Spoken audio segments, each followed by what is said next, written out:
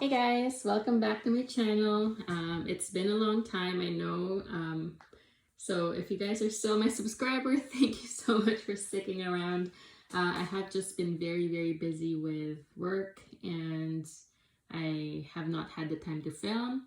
And I also switched hobbies in terms of bag collecting a few months ago. So I'm gonna share with you guys what I've been up to for the last few months. But here's some eye candy right now. As you can see, I have the Louis Vuitton Papillon trunk or Papillon, whatever you want to call it.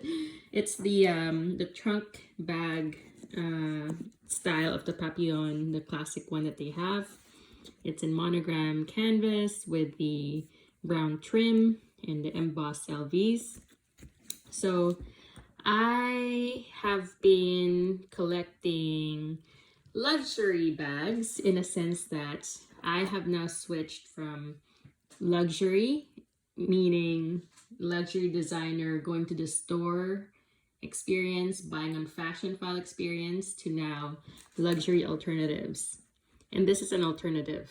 When I say alternative, you know what I mean. So I have been curious about the quality and how they fare compared to the authentic ones. And I did this because I am kind of sick of all the price increases. I haven't really been buying brand new bags for a while now because of the price increases. It's just not realistic anymore, especially when you see the Hermes price increases, Chanel price increases, even Louis Vuitton price increases. They're ridiculous. Every single designer house out there is increasing their prices. Now, they all have, it's all money driven. It's all a for-profit company. So I do understand that aspect, but in terms of like, as a consumer, do I really want to be paying $2,000 more for a bag that used to cost $2,000 less? So is it really still worth it? And that's why I was like, you know what? Let me try this out and see how bad or good it is compared to the real ones. So I started with LV. I've had LV bags before. This was one of the first few bags that I collected back in the day. That was about 8 years ago. And I've since sold all my LV bags. I haven't had one for years. And I bought this one. And I was like, you know what? It's really cute. Let me give it a try. So I'll show you guys what it came with. So this is the bag itself. It's got that S-lock, and forgive the my fingerprints there. S-locks have fingerprints, and you get fingerprints with S-locks all the time anyway. So at first glance, when I took the stickers off, I was like, well, I could kind of see the that, you know how when you buy fake jewelry, it kind of looks like that on certain angles. Like on this angle, you can see like striations from top down. But when you open the lock, it's like, okay, well, lock works just fine, just like a normal S-lock. And I've used this bag already, so you'll see some dirt. So inside, it's microfiber. It's got that date code right there, and it's got tags. And I don't think that they do this in the real thing anyway, but there you go. It's got some tags there, date code. I mean, they've been doing this for years, so probably they got date code down just right. And there's the LV stamp. And it's just microfiber throughout. It's just, one big compartment. You close it. On the side, it's got two D-rings, because there's two straps. So there's one canvas strap and then one chain strap. At the back, it's got the rivet details, the LV embossing, just one piece of canvas throughout. And on the other side, it's like this. Again, there's no feet because it's round. So that's that. And it does tend to like go like this because the S-lock, I guess, is very heavy. Not very heavy, but heavier than canvas. This is a nice chain strap. It's got that LV logo right there. And opens like a normal LV strap. So you put this on the bottom D-ring because you want the chain to hang across the bag. So let me just show you guys that. And I don't like doing this only because I don't like charms on my bags.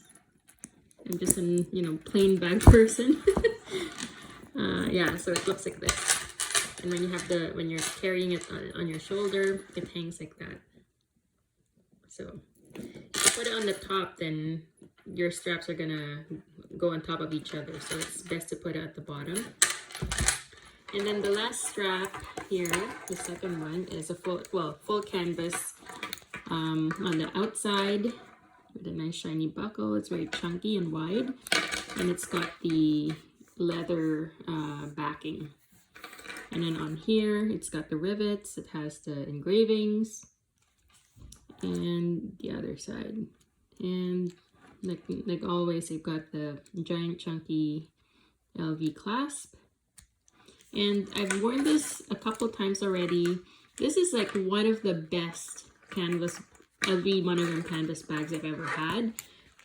It's very, very soft. Even the strap right from the get-go, very, very strong, very soft.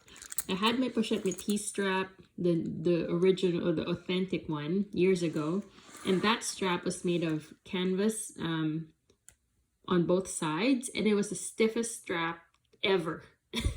It wouldn't budge. I had to train it, but even then it was still like it wouldn't go like this. It's not pliable like this. This one's like really, really good. Very comfortable, especially with a wide width.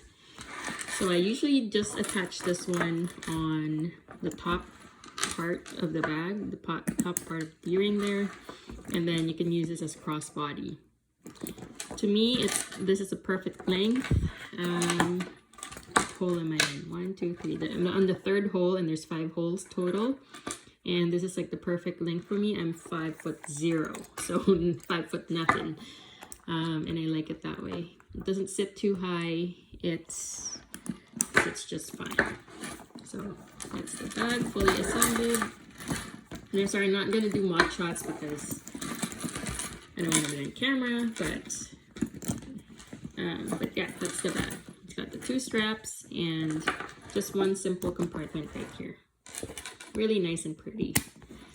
So in terms of quality, I would say, you know, if you're spending $4,000, $3,000 in a bag, then expect good quality, right? That's the expectation.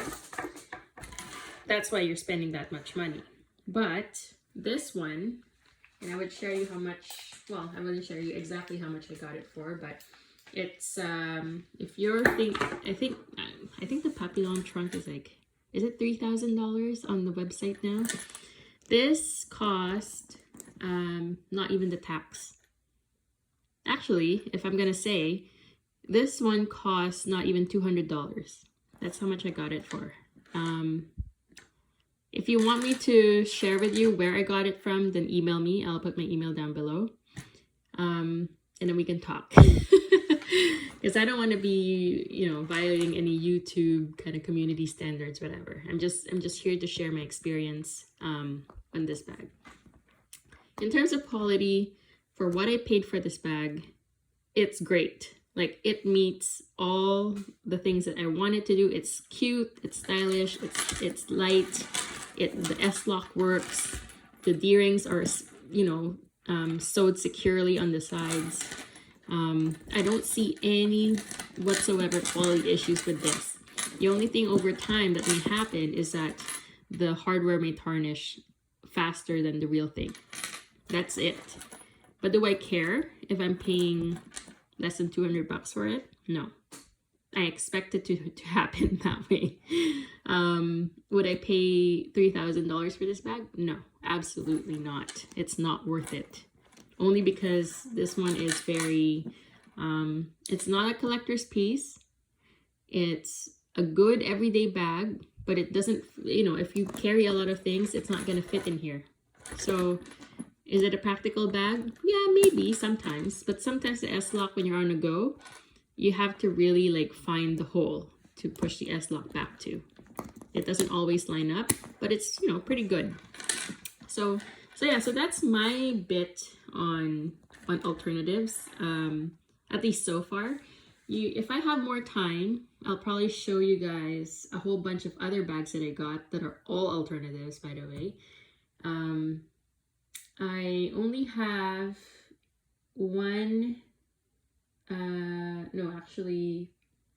four authentic bags left in my collection, and I'm selling them all. I think that it's time. I feel like I have a good size collection of alternative bags here that I can show and share with you guys and see what I think about it. So if you're into that, stick around. I will be back with more videos, maybe not as regularly as before, but I'm gonna try anyway. So there you go. Again, I am only here to share my experience. I will probably review this sometime in the future and let you guys know how it looks like again.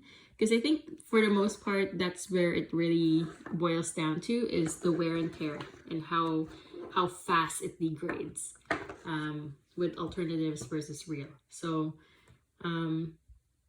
and these alternatives have come a long way. I've seen like alternatives 10 years back, and I remember it's like super obviously, you know, not the real thing. But nowadays, if you look at it, even if I look at this closely and I didn't know it was an alternative, I would have never guessed. That's how good it is. So anyways, thank you. Thanks for watching this video. Stick around, subscribe, like this video, and I hope to see you guys soon. Thanks. Bye.